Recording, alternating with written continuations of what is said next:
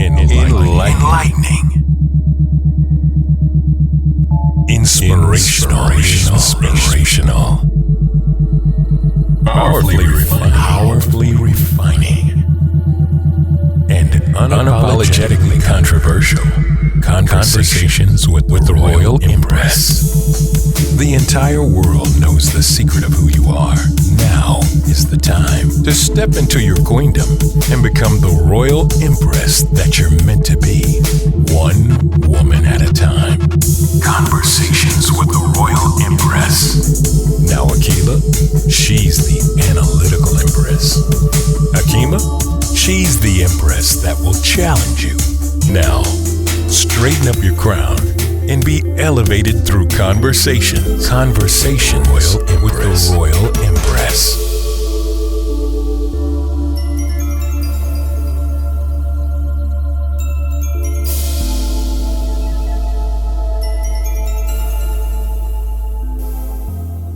Welcome to another episode of Conversations with the Royal Empress. This is Dr. Hakima, and joining me is my beloved sister, Akila. Hey. You know, we in our season. We started off with a bang. We told you we would, and we bringing back somebody real powerful today. So be prepared. This episode, we're welcoming back a former guest to the show, medical doctor, and I have to say that medical doctor because he know what he's talking about. Dr. Akili Graham Muhammad, founder of the Ultimate Wellness Group, and he is getting people well. And he's here to give us strategies on obtaining and maintaining optimal health. Welcome back, Dr. Akili. Well, thank you. I appreciate the platform and appreciate the opportunity. I always enjoy your show and I enjoy being on your show. So thank you very much. Thank you. Because, you know, when you come on here, people get well. So we know we're going to get some people well today. So I'm going to briefly talk a little bit on your bio, and then we'll let you fill it all in. So Dr. Akili Graham Muhammad, affectionately known as Dr. Akili, attended Meharry Medical College in Nashville, Tennessee. So he is an HBCU product. He completed residency at the University of Texas at Houston. So here you go. Look at that duality, the best of both worlds right there. Best of both worlds. So we talking about a wealth of experience, everyone. You also you opened your private practice in 2003, right? Yes, ma'am. So is there anything else you would like to add outside of your traditional training of allopathic Western medicine? Anything else you would like to add to that, sir? Well, just briefly, I would just like to say, you know, a lot of what we're seeing in public now about these vaccines and the whole COVID and just the entire aspect of this pandemic, I really like to warn people that at that time in my career, I was very traditional. I would never say that I was completely traditional because I never wanted to be a pill pusher. I never really liked people to have surgery and things of that nature, but I was a pro-vaccine doctor. I was, to some degree, pro-medication. And so I think, you know, in this day and time where there are a lot of things that we're seeing across the country, a lot of these Black doctors, a lot of these Black scientists, they probably are doing the best they can. And so I just wanted to mention that because when I compare myself now to that physician that you are introducing from back then, it's a huge journey. It's a huge change. And of course, I have to give that thanks and honor to Allah first, because he prepared my journey.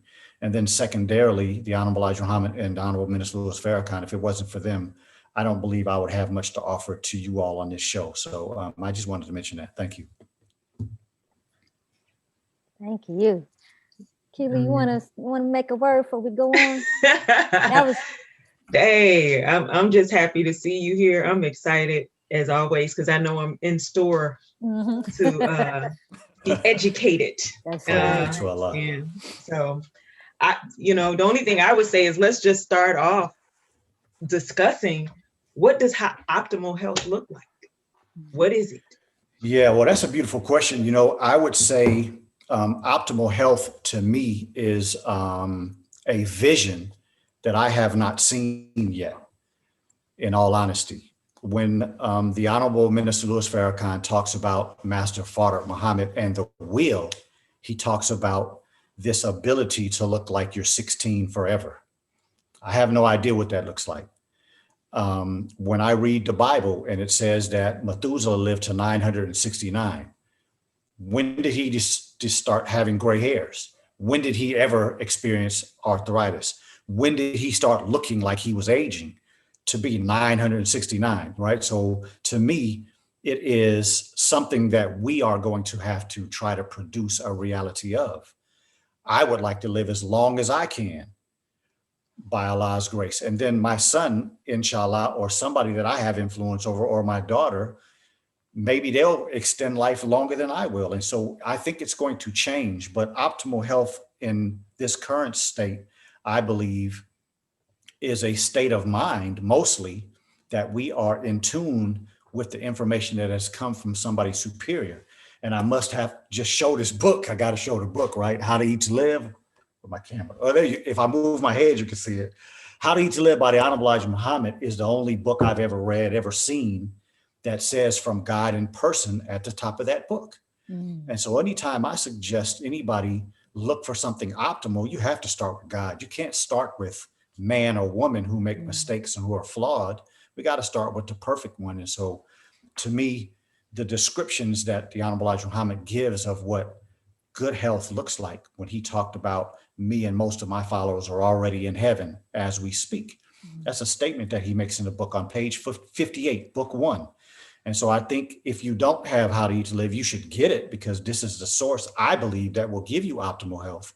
And then as we start to parse and study and marinate and contemplate on the words that the Honorable Elijah Muhammad says in his book, I think we'll start to envision what optimal health is going to look like, because I don't know that I've ever had an example. Thank you for bringing health back to God, because so often, especially in the medical field, it's separated. Yes, and ma'am. then when people's ideology of medicine, it's never where the route takes them to God. They're always looking at health as going a opposite direction, right. or not. And so thank you for stressing the importance of actual, you said, optimal health, or being healthy is linked to your relationship or your journey or pathway to God. That's right. Okay, man, it's heavy. So from a spiritual standpoint, how should people approach it? You know, average person don't approach health from a spiritual standpoint. I mean, you from in the medical field, how should someone, if we're going to rewire how people think today, how should they approach health from a spiritual standpoint? Wow, that's a beautiful, profound question. And I would say that my journey to that reality was hearing the Honorable Minister Louis Farrakhan say that if you want to know how Allah created himself, study the womb of a woman. And when he said that, at first I was like really confused. I was like, study the womb of a woman? What kind of sense would that make, right? And then when I started to think about it, I was like, wow, it starts with a sperm. It starts with an egg, something we can't see with our eyes. But every aspect of what that sperm and that egg needed is already in the environment where it is. And as that sperm travels that difficult journey, it has everything on the journey to keep it on the journey in a very healthy way. And unfortunately, everybody doesn't make it, but that one that does make it took advantage of the environment and what was available for it. And then when that sperm and that egg actually connect, and the minister says, then a spinning starts to happen. There's an electricity, there's an activity, there's a life in that. And then it connects to that wall, and then it's protected. But as it is being protected so that the mother's immune system won't attack it, now the body starts to give it everything it needs. It starts to produce blood flow, and it starts to produce that amniotic fluid, that placenta. So everything that concepted two cells that grow into a baby, everything that's needed is occurring right in that environment. And so to me, that's where we have to start, right? You have to start from the perspective that when you were just a sperm, Allah gave you everything. You didn't know which way to go. As a sperm, none of us can go back and say, I remember that journey as a sperm. No, we can't do that. But Allah was already in you, directing you. And so when we come on this planet, a mother is so important, as the Quran tells us, for the first 2 years. And if we follow that, then that child has beautiful faith. That child has a faith that cannot be outdone by anything else on this planet Earth, and can't be grown any better than breastfeeding.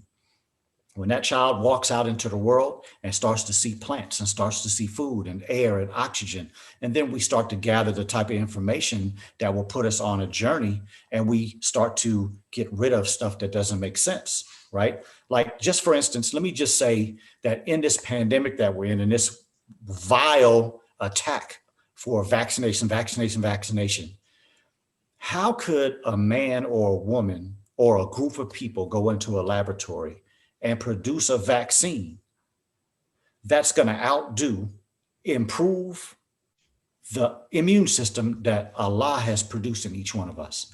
That's an inconceivable idea. In order for you to believe that a vaccine is going to protect you, in order to believe that a vaccine is going to improve you in some type of way, means that you have been demoted from really believing that there is one true and living God, and that's who you serve first and foremost. You see what I'm saying?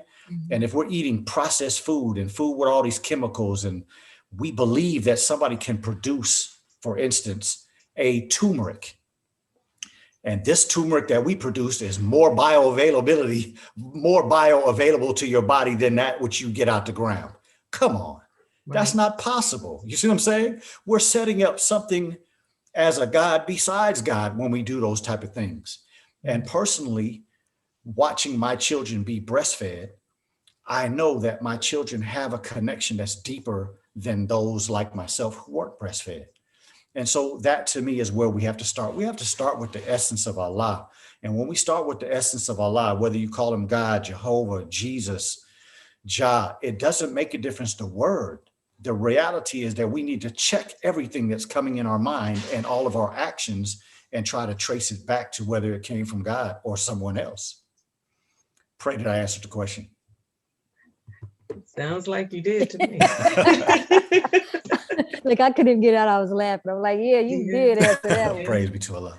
But you mentioned immunity at in utero, basically. Yes. And then we come here with all of those things.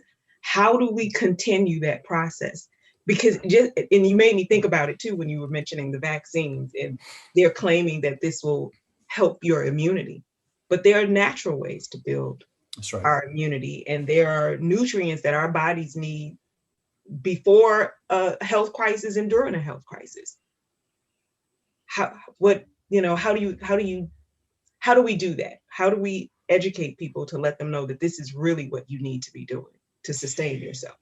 Yes, beautiful question. And I would first say that, I think the thing that most of us can do is to study Allah's environment, study his world. And the way that I do that, there are many ways to do that, of course, but the way that I do that is I study a lot of nature. I watch nature shows. Sometimes I go in the backyard and just look at what animals do. I don't ever see, like when I was coming up as a child, I never saw a dog or our cats come in and say, hey, in a woof woof way or a meow meow way, hey, can you take me to the doctor? It doesn't even happen, right? You see an animal that typically eats meat products, both a cat and a dog. You see them stop eating their normal food, start eating grass, and then you see them kind of laying around like they're lazy or they're tired or they're sleepy for a few days, and then next thing you know, boom, right back to normal.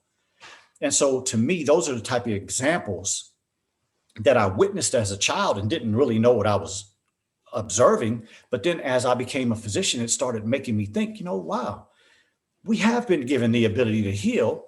Otherwise, why are all these animals in nature not calling on a veterinarian?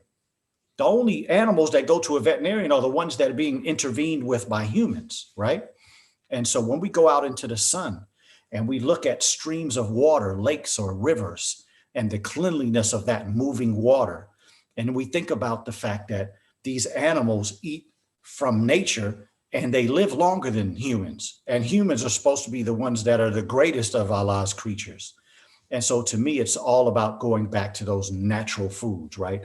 We have a natural attraction to the colors of the array of foods. But when you go into a grocery store, you'll see an orange color that represents something in nature, like a bell pepper, an orange, a tangerine, you know, a kumquat, a loquat. But in the store, it's a Dorito bag, Cheeto bag. You see what I'm saying? You go in nature, you see something red or purple, like a plum, an apple, a grape. Go into the store and you see a candy bag or some type of other processed foods. And so when we start to try to connect ourselves to the information that's coming from God, like I said, How to Eat to Live, the Honorable Elijah Muhammad lists foods that are the best for you. And so when we look at that list of food, look at those colors, and we'll start to get ourselves back into the nature of which Allah created us, which we can't beat. That environment is the best for us. What nutrients do we actually need, though? I think we need them all. So firstly, I would say the major nutrients are what we call those fats, proteins, and the sugars that are the maker, what we call macronutrients to come out of food. And of course, we can break down the fats into different things like lipids and other types of fats that are in the body. You can break down the protein into amino acids. Sugars can be have multiple, and you break them down into singular. But those are what we call your macronutrients, the three major sources of your food. And then next, I would say, would be the vitamins. You have your fat soluble, your A, D, E, and K. And then you have your B and your C, which are water soluble, meaning that water soluble, we urinate them out. The fat ones we store in the body. And then specifically vitamin K, you really don't need from food sources because we make that with the bacteria in the GI system. And then the final would be everything on a periodic table. And when you look at all of those different elements on a periodic table, some we need a lot of, some we need a little bit. Like it makes that we don't need to eat a lot of gold, plutonium, silver, right? Things of that nature, but we do need a lot of salt. Unbeknownst to most people out here that say salt is bad, salt is not bad. There's so many aspects of the body that need salt every day, all day long. So we need salt, we need calcium, we need potassium, we need oxygen, we need nitrogen, carbon. So everything on those three different systems, the macronutrients, the vitamins, and our micronutrients, which come from a periodic table, are absolutely necessary. And as you said, sister, if we do that in a very balanced way, the Honorable Elijah Muhammad said that we won't be sick. And if we are in an environment or something is wrong and we do get sick, if we go back to those things, that's where the healing is. You will never get healing faster from a pill from some laboratory or a doctor or pharmacy than you will by going to the nutrients and the substances and the phytonutrients that Allah put on this planet for our sustenance at the greatest level. I just want to clarify because you did mention salt, and because I don't want people to think iodized salt is what you're talking about. No, that's not what I'm talking about. Right. So I had to jump in. Yes, ma'am. You mentioned salt. I wish you did a video once I was watching one time, and you went into Celtic salt and the benefits of it. And I went out and got me some Celtic salt. So can you talk about that? Since sister brought up, Keelan brought up the salt. I said, well, this is a good time for me to ask the question about Praise be to Allah. Celtic salt. So I don't want to say any particular brand because I don't promote any particular brand. I personally use Celtic sea salt because my studies over the years have shown me that that is the one that typically has the highest nutrition amount. But for those who are listening, sea salt from even your region of the world, like if you live in Hawaii, your sea salt is going to be pink. If you live in a Himalayan part of the country, your salt is going to be pink. If you live in Fiji Islands, your salt is going to be black. If you live in some other parts of the world, it's going to be the color of the soil that it's extracted from. And so if you buy sea salt, and then when you get the ingredients, there's only sea salt, that's probably the salt that you need that will be good for your body. And again, the different color of the soil may alter the nutrients a little bit here, a little bit there, but in general, that's where you should get your salt. So when I said salt, that's what I'm talking about, the salt that's naturally from the environment that we've been talking about since the beginning of the show, Allah's environment. That salt is absolutely wonderful for your body. It will not produce high blood pressure. It will get you living at a very high functioning rate. And again, lastly, I will repeat, it is impossible for the human body to work at the best of its ability without a lot of salt. We use salt every day in just about every organ in all different type of processes. So we definitely need salt in this human body. Thank you. Wonderful question. We do have illnesses though, like high blood pressure, diabetes. Yes. How do we begin to counteract? Is that the word I'm looking for here? How do we start to reduce that? I think that you can overcome those things. Yes. How do we? Excellent question. And I would say, I think you can go past saying, I think, and you can say, I absolutely know that we can overcome those things because the Honorable Elijah Muhammad told us that we can. Number one, in a book that says from God in person at the top. And he takes no credit for what's in that book. Every time he gives us some information, he always says, this was told to me by God in person. This was told to me by Master Farad Muhammad. That's the first one. I can lean on what he says because he's proven to be a truth teller in everything that he said that I have witnessed. Secondly, I would say that the process is that we have to start in that belief that I can overcome this. Because the ideology that I'm going to eat any type of way that I want to, I'm going to eat these bad foods that were passed down in my family. I'm going to eat the same way I saw Big Mama eat, and she died with cancer and diabetes and high blood pressure. And then my uncle got that. My grandmother, my other grandmother's like that. My grandfather's sick.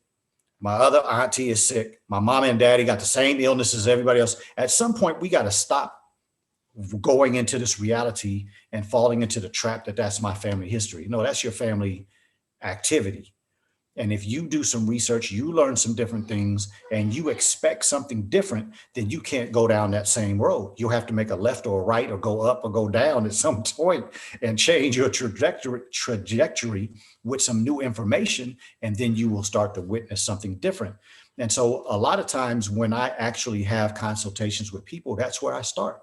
I don't start by telling them what to do. That's a waste of time. People have been telling you what to do all your life. What we have to do is start with how we think.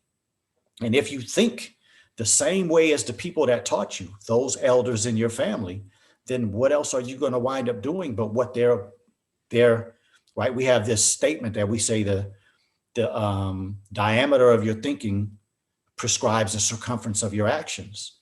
And so if the diameter of my thinking came from the people in my family that are winding up sick and dead at 70 or 80, what is going to be your reality but that? So start thinking outside of that box, start thinking outside of that circle, start thinking outside of that diameter, start getting your information from somebody that's proving to you, not talking, but proving to you that they have an ability to help grow you and not pull you backwards. And then you'll start to see a different reality. But to your point, sister, there is no medical problem that I see in 2021 that I don't absolutely believe with the diligence, dedication, and the right amount of fasting, the right mind frame, I don't believe that there's any medical problem that can't be overcome. The Honorable Elijah Muhammad mentions some medical problems can be overcome if you catch them in time. So he is saying that maybe there's a deterioration of the body that maybe sometimes we can't overcome completely. But I think when people change, think rightly, and start trying to do something different, you will see some benefit, no matter how bad you think you are, and no matter how dire the situation you think you're in. Yes, sir. The next question was how to eat to live, but I think in this other, I'm gonna add a question to that too, because I think you'll be able to tie them both together. But let's talk about the power, the healing power of that Navy bean, because I think it's not getting enough recognition. It's getting the recognition that it deserves, and how it plays into eating to live. Can you expound on that? Yes, ma'am. Well, if we go back to what we started with and starting with God, I don't know the exact quote, but my understanding is that the Honorable Elijah Muhammad taught us that Master Farad Muhammad prayed over the Navy bean 7 times. And one of my colleagues, Brother Tariq, he always says, don't sleep on that Navy bean. He's done a lot of research over the years over the Navy bean, and it just is such a complete food with so many of the nutrients that help us. And like the questions that you all are asking me, those nutrients, those basic nutrients, a lot of them And I would say most of them are in that navy bean. It's easy to store, right? It can last for a long time if we store it in the right way. It's not difficult to prepare. There is a process to preparing them correctly, but it's not difficult to prepare.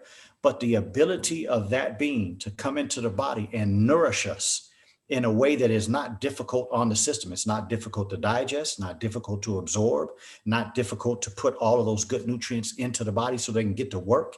But that navy bean is a food that is beyond any other. And earlier, when we talked about starting at God, those who read the Bible go to the story of Daniel.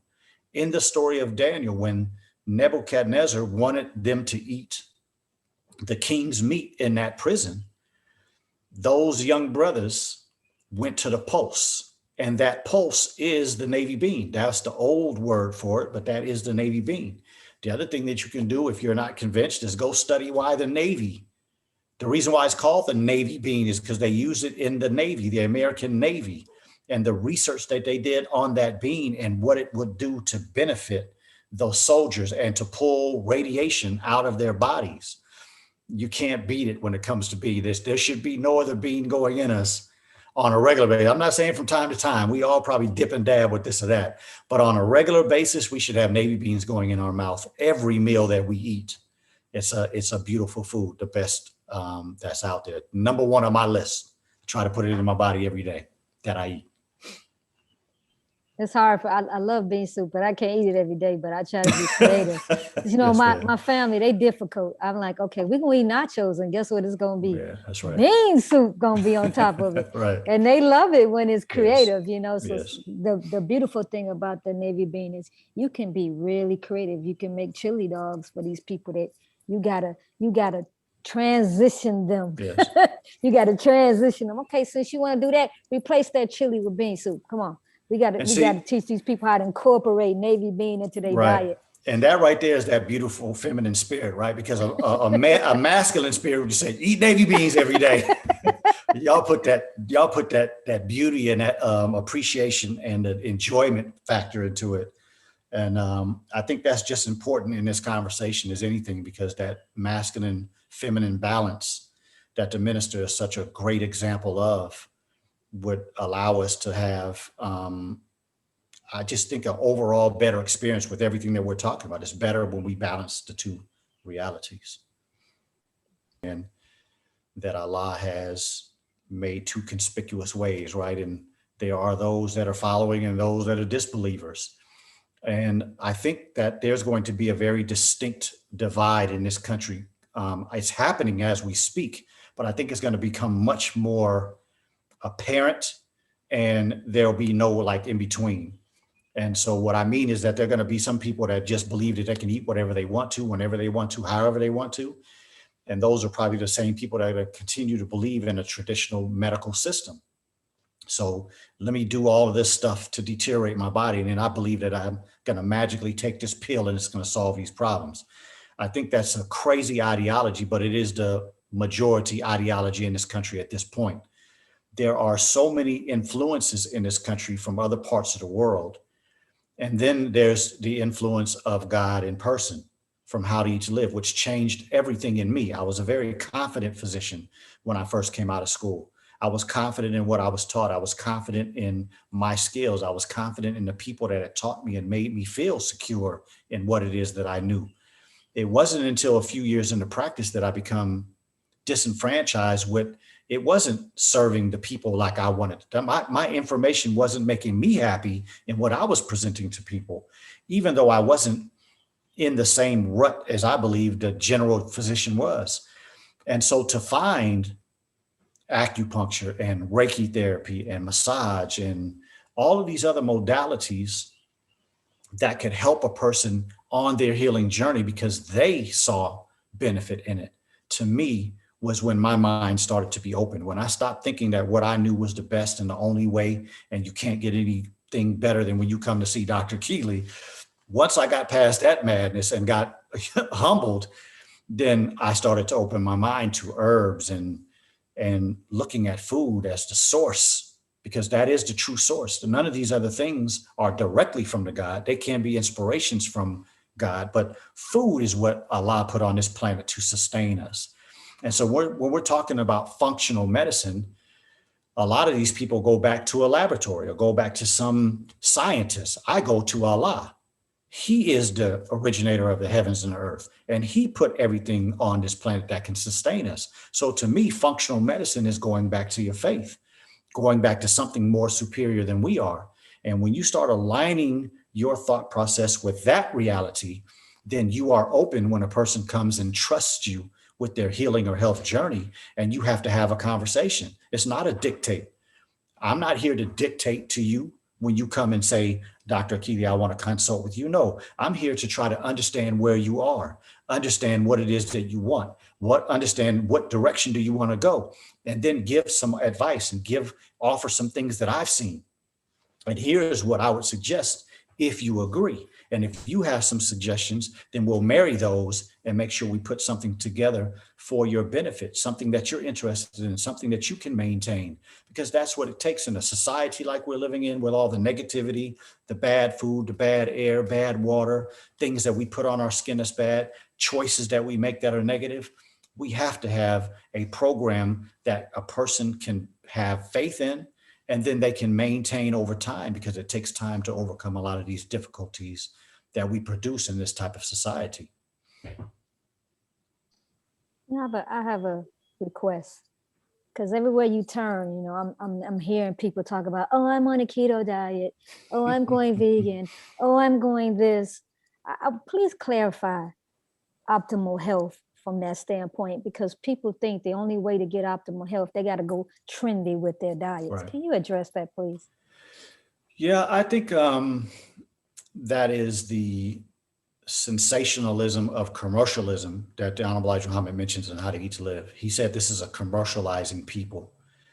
And so when I tell people that they should get How to Eat to Live and they should read it and try to apply it to the best of their ability, I made a statement that brings no money to my pocket. And this is not about patting Dr. Akili on the back. This is about understanding the philosophy of the Honorable Elijah Muhammad. The difference in what I just said about, if I suggest you go get How to Eat to Live, read the book and apply it to your best of your ability and watch it work in you, then now you're being proven that God's word works. And no matter what your educational level is, no matter where you are, man, female, what part of the world. When we're talking about keto diets, the Mediterranean diet, the Atkins diet, and all these things that have been popular over these last few years, there's always some specific way that you're supposed to buy certain foods and get it from this certain place. That's how you know things are commercialized. That's how you know things are tied to somebody's pocket, rather than truly being about you and you benefiting from this knowledge. And so when we're talking about the keto diet, it's like most other things in this world. It's some truth mixed with a lot of falsehood, because there is nothing specific that you have to eat in order to go into ketosis. The word keto diet comes from the word ketone. The ketone is the type of sugar that the liver makes when the body doesn't have stored up sugar. Typically, we have sugar stored in the muscles. Typically, we have sugar stored in the liver. And so when we're in a process like we're in now, in Ramadan, we may run out of sugar for the body to use, let's say about 3 or 4 in the afternoon. Well, your body still has to have sugar in order for your brain to work and for your muscles to work up until 8 o'clock, 8, whatever it is, until you break fast here on the East Coast. And so if that is true, what fuel source will you use once you run out?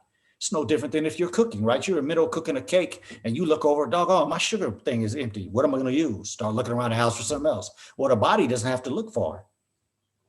When the glycogen stores run out in the liver automatically kicks into making ketones. So the word ketone is the substance that the liver produces.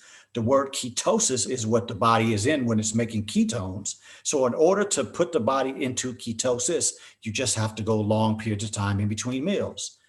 And they don't want to give the credit to the Honorable Elijah Muhammad, so they use words like intermittent fasting, calorie restriction, right? All these different words But at the end of the day, that's when you put your body into ketosis. That's when the body is at its best level of functioning, the best level of mental clarity, and the best level of the ability of the body to heal when the body is in ketosis. So brothers and sisters, you don't need to go buy no bone broth and no fatty this, fatty that. Just, just concentrate on the good foods that you know you should eat and start spreading out the time in between your meals. And just specifically to all of those practicing Ramadan and the Muslims in general, let's try to take this 30-day practice and come out of it and not try to make food so important. It is important, but not so important that it overtakes your common sense, that when you see something folding over your lap or your belt, that you can take a little longer time in between meals. If you can go a whole day in Ramadan, you can do a few more days after Ramadan is over. Try fasting once a week. Try fasting 2 or 3 times a month, and watch how it will continue to improve your discipline, improve your will, and improve your health. I'm glad you touched on fasting too, because, you know, some people look at fasting as this starvation mode that you put yourself in, and you just cleared that up right in your statement. No, you're giving your body time to do what it needs to do to get into the state that it needs to get so that you can go into optimal performance. So thank you for clarifying that. And that immediate fasting thing that people don't want to give the Most Honorable Elijah Muhammad credit for, because that ain't number 1 meal a day. So I'm going to go ahead and do the little controversial topic. We're going to talk about this COVID-19 just for a little while. Yes. And COVID, the vaccine, what should we be doing really? Well, that's an excellent question. I think the thing that we should be doing is going back to, again, the superior power. Whether those that are listening agree or not, I am a member of the Nation of Islam.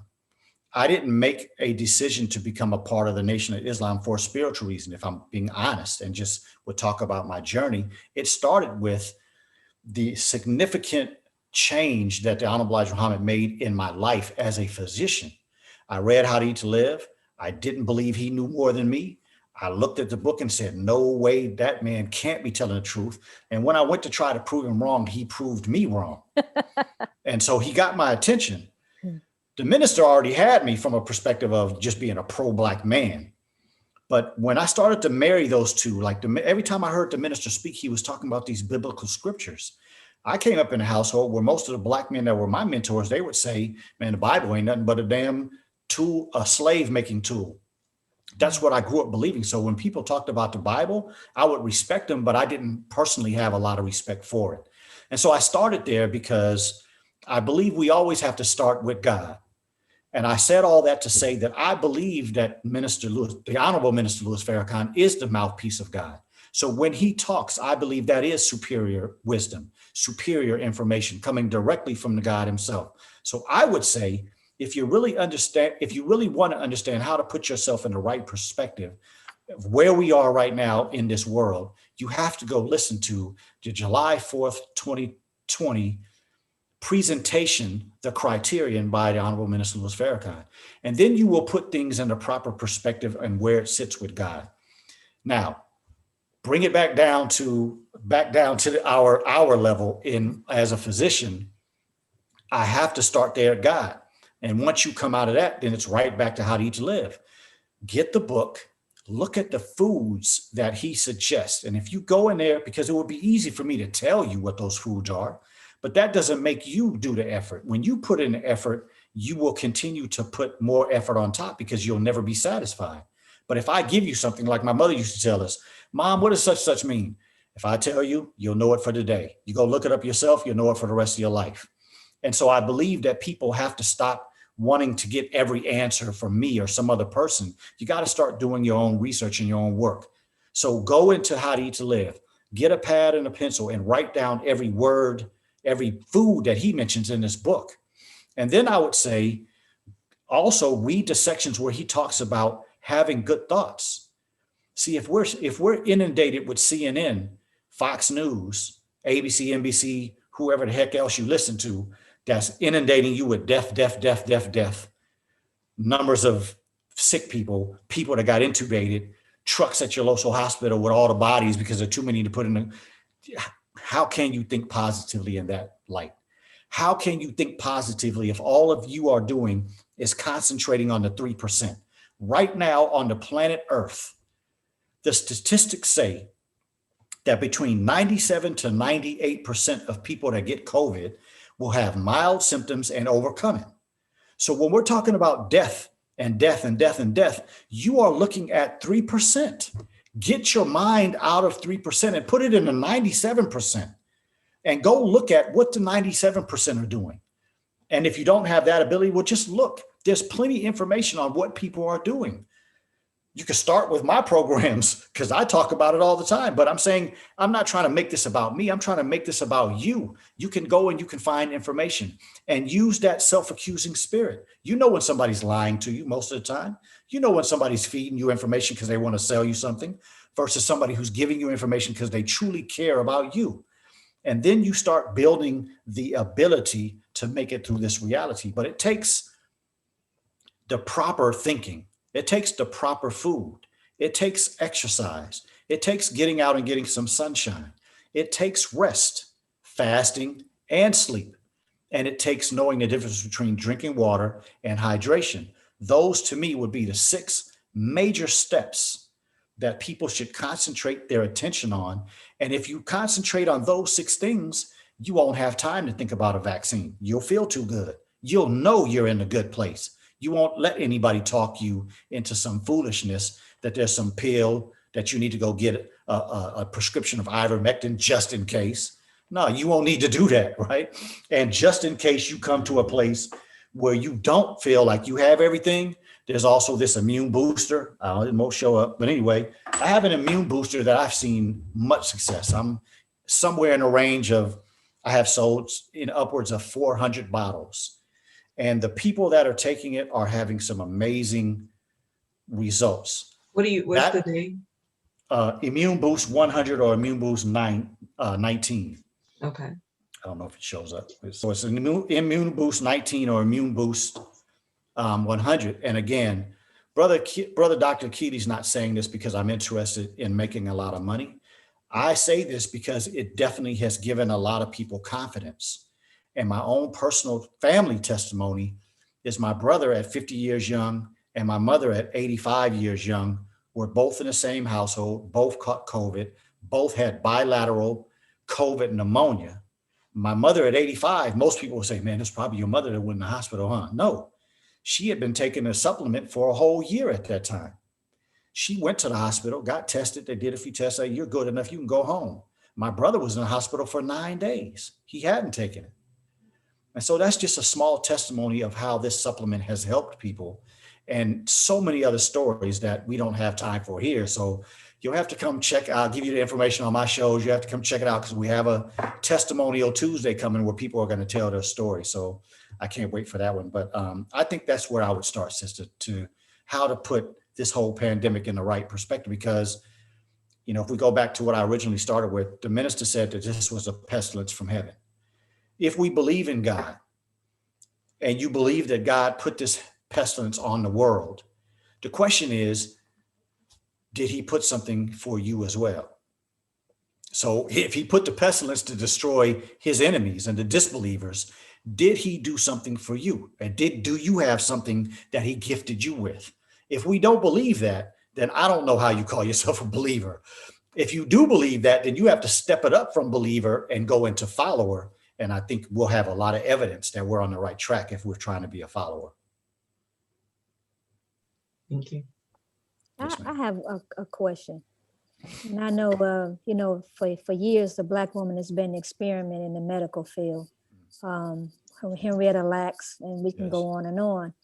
What are your thoughts on this practices in the medical field of forcing women to do mammograms and forcing women to remove their uterus and so forth? What are your thoughts on it, and how should Black women navigate through all of this? I'm gonna have to say something kind of funny at first and I'll get serious, okay? So I always say, whoever invented the mammogram, the mastectomy, and the hysterectomy had to be an ignorant man. And the reverse would be if an ignorant, hateful woman were to decide on some type of thing to test men's testicles for testicular cancer, or something that you smash him and you got a man that back there, you know, going crazy because he's in such pain. So I'm just using it as just a little light way of saying that I always tell anybody and everybody that I have the chance to be blessed to be a part of their care, that you have to stay in control. You cannot allow yourself to get inundated with information that has not been founded. What do you mean, Dr. Keto? Well, 3 meals a day has never been founded in science. That was money that dictated that. Mammograms have never been proven to do anything other than has the ability to see cancer. Does it increase the chance of finding cancer? No, it has never been proven. Does it increase your chance of decreasing the ability to get cancer in the future? How could it when you're getting radiation every year after you're 40? So there are suggestions that mammograms can lead to breast cancer later in life. Why would we be pushing you towards that? And then the last thing would be, we just finished talking about how to take care of ourselves in a pandemic. We talked about the aspect of where we should go in our thinking about optimal health. And so I would challenge every person with this thought. If you believe in God and you know who God is, do you believe God can get cancer? I just thought about this the other day. It's amazing that you asked that question because I didn't think about it until you asked the question.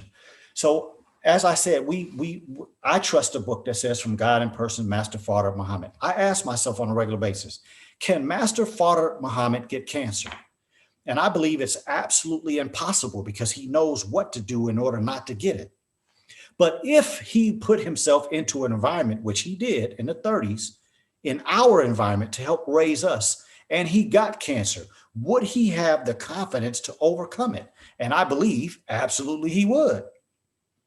So the reality is that cancer can only set itself in a human body that is extremely malnutritious. And the immune system has to be in a horrible place. There are many examples of people overcoming cancer in this country and all over the world. Why am I saying that? Because when it comes to this healthcare system and it comes to what we do when a person gets cancer, we don't look at a person as a whole being, which is why when I use the word holistic, I spell it with a W, and I always capitalize the W because I'm trying to learn how to be whole. And anybody who trusts me, I want you to be whole. So imagine, just you two sisters, right? Imagine having your breast all your life. Go to a doctor to give you some bad news. And then the next suggestion out their mouth is, we're going to do a mastectomy, give you radiation and chemotherapy. So here it is that you have to live the rest of your life without your breasts that you've had all your life. How difficult would that be? You have to get a hysterectomy. You get your womb taken out of you. I don't know what that's like. I don't know what that experience is, but I know every Black woman and other, but we're talking about Black women right now. Every Black woman that I've ever had that has had a hysterectomy cannot explain, but they've never been the same. Physically, emotionally, mentally, psychologically, nor sexually has it ever been the same since they lost their uterus. It can't be explained. You know what I'm saying? Because I don't see how it's possible to be able to put in words. But what I do know is that I've had plenty of women that have had mastectomies, and to some degree, they were broken by that mastectomy. I actually know one woman that had a mastectomy, and when they went back and did the test on her lumps, it wasn't even cancer. So she was literally destroyed as a person. We worked together for a little while and she just disappeared. I don't know what happened to her. She stopped answering my texts and my phone calls. I have some suspicions of what happened, but I don't know, right? But at the end of the day, when you don't make the right decisions, when you don't stay in control now, that is what this medical system does. It has done it to us in our history in this country, and it continues to do it now. And so I think when it comes to the ability to stay in control, if you don't have confidence, you need to find somebody to help you with that confidence. But in general, we should be able to go to a doctor and ask questions. Sir, ma'am, what have mammograms done to your patients in your history of practicing medicine to keep them from getting cancer or finding cancer? You see, doctors aren't used to those type of questions. How many people that you have seen with cancer, Dr. Oncologist, have you seen live after a mastectomy? How long do they live? How many women have you seen that have had a mastectomy that didn't have cancer return in 7, 8, 9, 10 years later? See, when you start asking those type of questions, you're either going to get an angry doctor or you're going to have a doctor that has to admit the truth. I don't know. And so you have to find a way to stay in control of your health, not let somebody else take control of your health and take you down a road that you'll regret for the rest of your life. And the likelihood is just like these vaccines, when you go to these doctors and they do a mastectomy, do a hysterectomy, give you chemotherapy and radiation, you didn't take the time to read that informed consent form. You didn't take time to read that fine print at the bottom right before you signed your name. You can't sue them. You can't win in court. The paperwork is going to win all the time. Now, you might get a settlement if they just made an egregious mistake, but in general, you're going to suffer for the rest of your life, and they will not have to pay their due in this world. So I would suggest if we're looking to try to stay in control, I make myself available, and there are other people that are available, but just do the diligence to make sure that the decision that you're making in serious situations is an informed one and not one based in fear and ignorance. This is going to take us into our challenges. Brother, that was beautiful. These are the challenges. Rewire your thinking. Your instructions on health should come from God, not medical field, not your friends. You need to go back to the original source so that you can get optimal health. Study and understand the incorporation of colors of your food. We just go in there and we just, okay, whatever. We're not even taking into consideration that. We need to understand the science behind our food and how it contributes to our optimal health, like our brother said.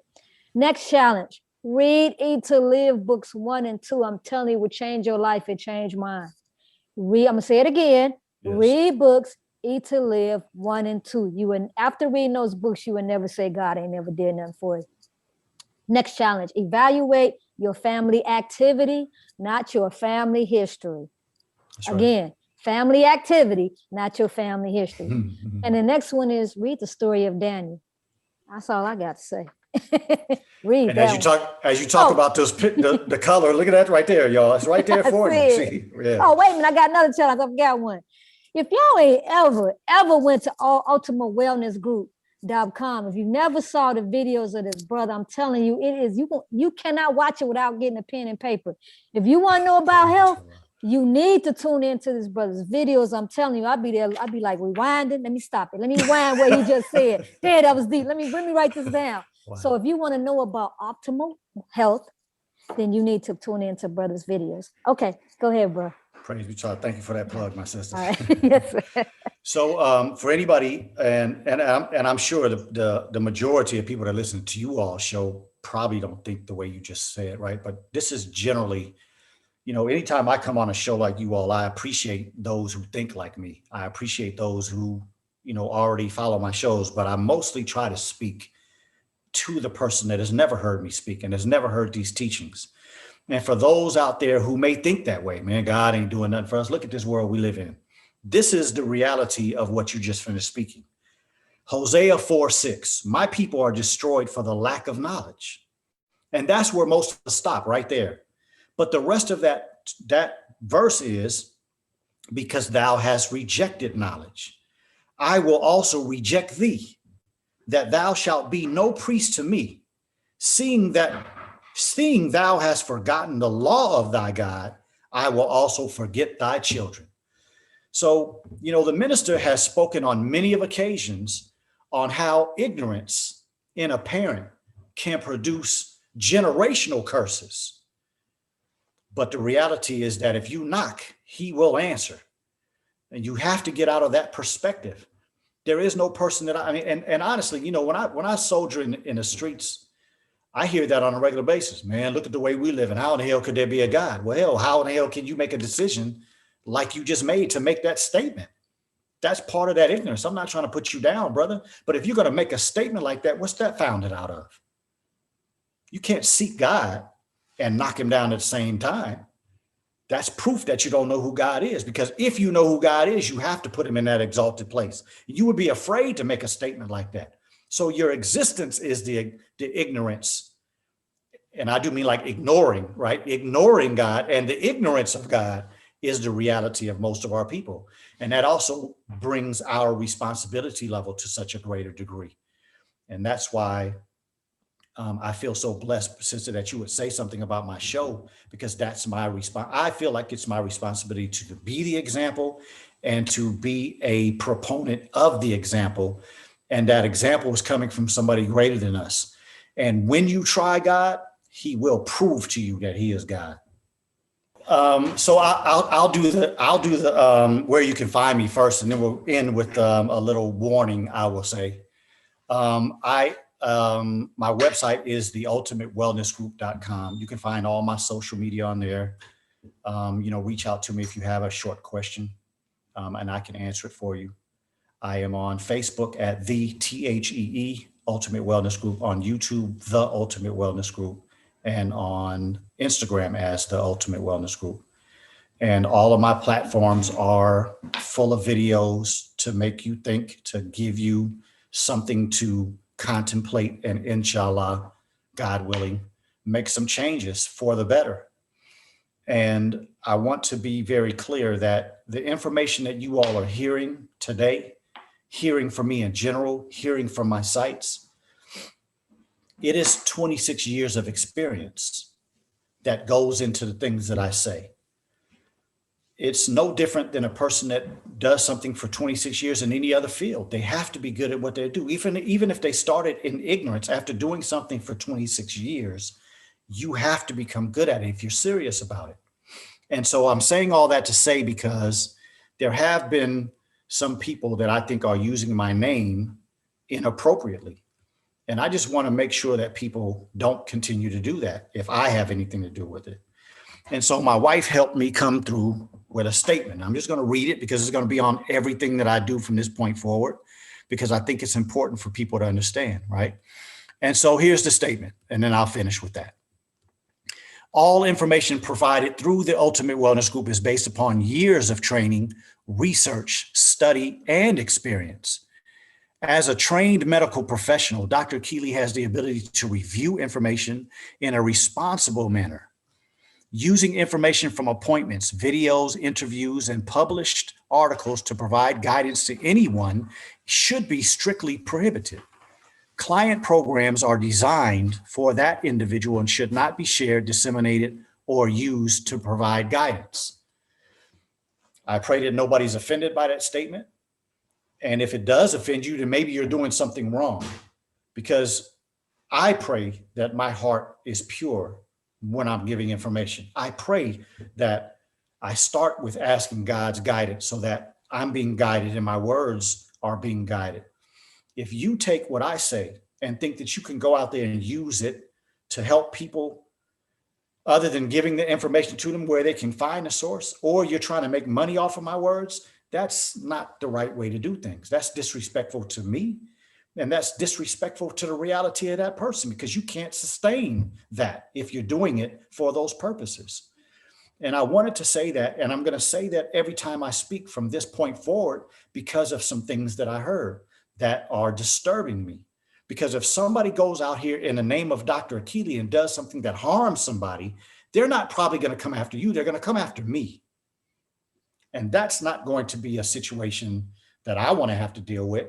But if I find that somebody put me in that position, that's going to be a very difficult position for me not to have, well, let me say, I'll ask Allah for the ability not to be angry, but you know, I want to warn people not to do that, because we don't need to wind up in that situation. Nobody has to get hurt or injured when we do things the right way.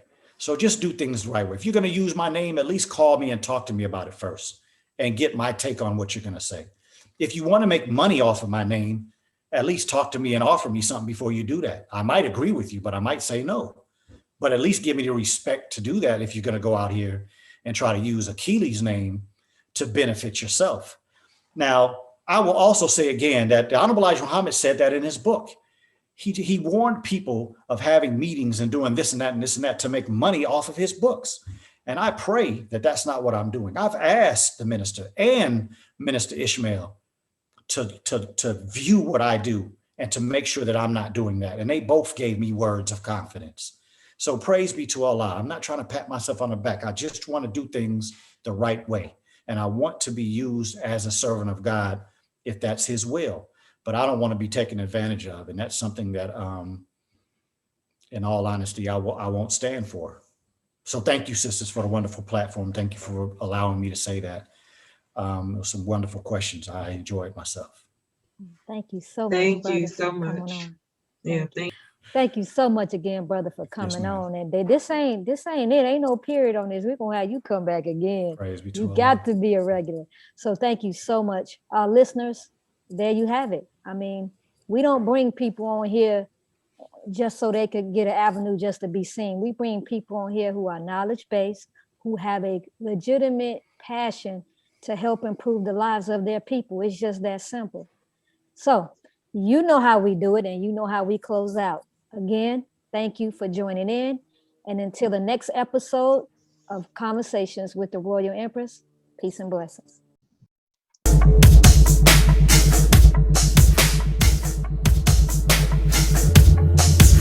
Thanks for listening to another episode of Conversations with the Royal Empress. Tune in next week for another enlightening conversation.